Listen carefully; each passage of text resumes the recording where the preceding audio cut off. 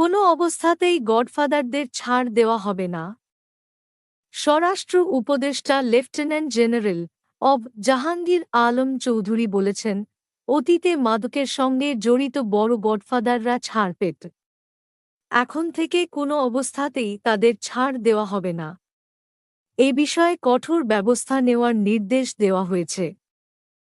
সোমবার ১৪ জুলাই কক্সবাজার বিয়াম ফাউন্ডেশন আঞ্চলিক কেন্দ্রে রোহিঙ্গা ক্যাম্প ও জেলায় মাদকদ্রব্য নিয়ন্ত্রণ বিষয়ক এক সভা শেষে সাংবাদিকদের তিনি এ কথা বলেন।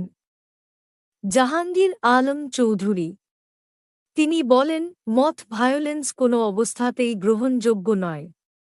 জনগণ সচেতন হলে এটা বন্ধ হবে। কেউ মত সৃষ্টি করতে চাইলে তাকে আইন শৃঙ্খলা বাহিনীর হাতে তুলে দিন। কারুই আইন নিজের হাতে নেওয়ার অধিকার নেই। চাঁদাবাজি প্রতিরোধে সরকারের কঠোর অবস্থানের কথাও জানান তিনি। তিনি বলেন, চাঁদাবাজ যতই প্রভাবশালী হোক, তাকে ছাড় দেওয়া হবে না।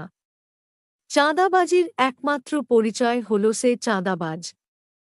মাদক সমস্যা নিয়ে স্বরাষ্ট্র উপদেষ্টা বলেন, মাদক সমাজের বিভিন্ন স্তরে ছড়িয়েছে, যা মূলত কক্সবাজার দিয়ে প্রবেশ করছে।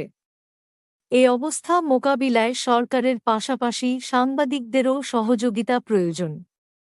আপনারা দেখছিলেন TN24 নিউজ, সত্য খবর সবার আগে পৌঁছে দেওয়াই আমাদের লক্ষ্য।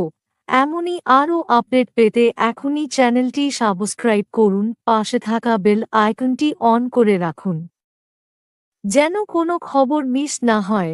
মতামত দিন কমেন্টে, শেয়ার করুন আপনার বন্ধুদের সঙ্গে। দেখা হবে পরবর্তী প্রতিবেদনে।